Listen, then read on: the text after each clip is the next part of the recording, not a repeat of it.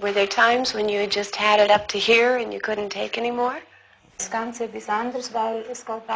She never was thinking to leaving this whole case, but she was crying and fighting against Billy and against the whole case.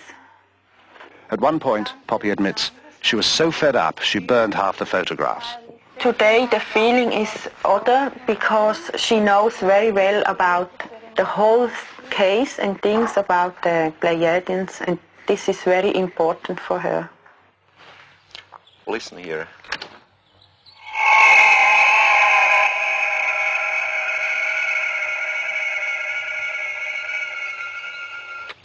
Wow, you recorded that here? My wife recorded this one here, and in the meantime, I've been there down very standingly with the other recorder. You had another recorder down Yes. there. How high was the ship above you? About 60 meters. 60 meters. How far would you estimate it is from here Oh. down there today? I think some 300 meters. The sounds bear no resemblance to anything Stevens has heard before. Meier gives him both tapes for analysis. Overwhelmed by the evidence they have gathered, the team meets to plan the next stage of the investigation. We're getting it all. We'll leave tonight? Yeah.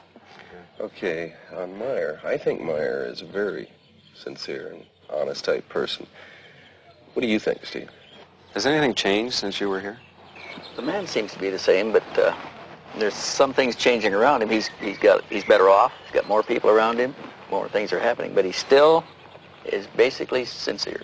What about the psychological aspects to the man?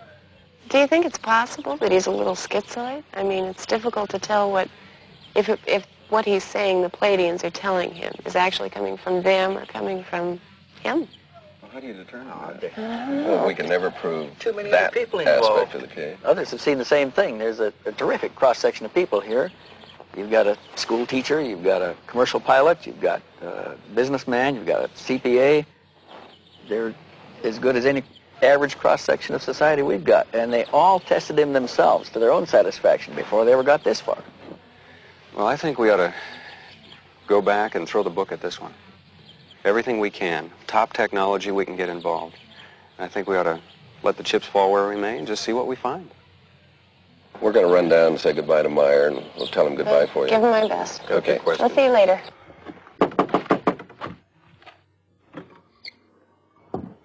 They've done what they can here. Meier has turned over all his material, but he has one more surprise in store. So we want to thank you for all your time and trouble. Oh, yeah. Okay, just a moment, wait. Hey? I have here something. Here. What's this? Metal samples. Metal samples? Yeah. Where did you get these? I got it from Symbiose, and she brought them from Era. Are they extraterrestrial? Yeah. Metal samples. The kind of hard evidence Stevens had hoped for.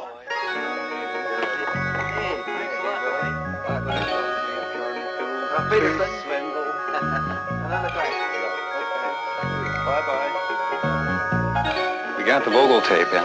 Great. Back in Phoenix, the investigators begin to sort out the massive material Meier gave them. There are hundreds of photographs, the 8mm films, sound tapes of the beam ships and the fragments of metal. They know they will have to call in scientists from a variety of fields to help assess the evidence. The task appears monumental. Thanks, hon. Tom, what about you? Yeah, I'll have one too. Okay. They decide to check the photos first. If these are fake, the rest doesn't matter. Here we have our image. The ground is below. We'll place this on the platen, emulsion side up, in order to focus on the emulsion. The first step involves translating the photographic image into digital information, the language computers can read. We can start this machine from the point which it is at now and scan 500 lines, 500 points per line, at a very small aperture, and watch the result of this scan being placed, digital information, keep in mind, onto a display. All right, over here on our display, we can observe what the densitometer is doing. This microdensitometer is the same one used to help analyze the photos beamed back from space by the U.S. Pioneer mission. And tell it that we want to go 5 microns between each pixel. It will be digitizing a 0.5 centimeter square, scanning the first lines. The digital information will be sent on for an analysis that will take weeks to complete. Meanwhile, Welch and the elders decide to learn what they can of the history of UFO experiences. But can you give us some more background on this phenomenon? What is this all about? Well, it's not a new thing, Lee. This thing's been going on for a long time. How many sightings have there been? One of the researchers calculated that there may be as many as 70,000 reports in a year worldwide. Is there anything these sightings have in common? Okay, there are some common things commonly reported. First of all, they're always accidental. UFO pictures, up to this point at least, are accidental. They happen once and they're gone. Is there anywhere that they show up more than other areas? Here's some stuff here that began way back. These are documented cases. Some of these are even classics. Photographs. Here's one from Argentina. But this whole thing is full of them. This one is full of them. That's full of them. All of those are full of such cases. In Stevens' files are over 3,500 photographs of UFOs, some from early in this century. Most were single sightings, some observed by several people at the same time. In Perry, Ohio, the whole town watched a UFO at twilight for 30 minutes. In Brazil, a Navy photographer took a series of photos of a UFO flying over his vessel.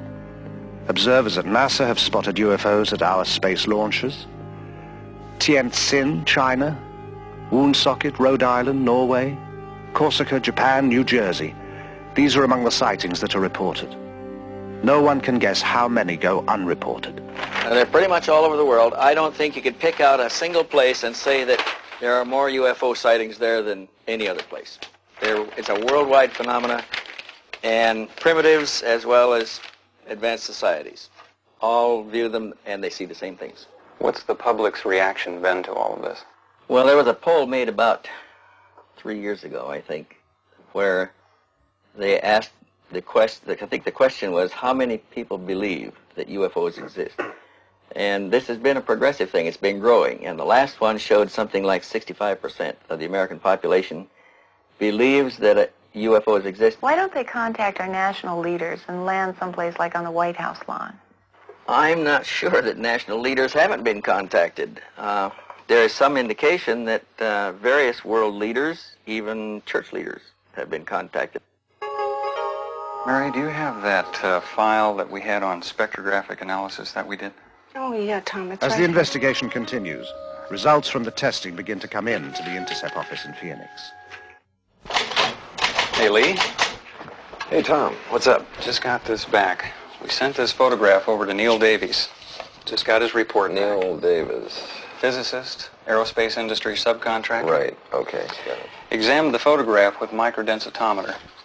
Also, these you're seeing here are the black and white color separations that he did, and let's see what the results were here. Examination of these plots did not reveal any details which would cast doubt upon the authenticity of the photograph. And there's more. Color copy names, color separation. Nothing was found to indicate a hoax. And his conclusion is even more interesting. Let's see, black specks. Nothing was found in the examination of this print which could cause me to believe that the object in the photo is anything other than a large object photographed at distance from the camera. Meier reported 6 different configurations of Pleiadian beam ships. Davis analyzed what the investigators designated as Variation 2. Variation 3 now goes to computer analyst Jim DiLatoso. This is the new picture that we digitized last week using the microdensitometer. We transferred it over to floppy disk here.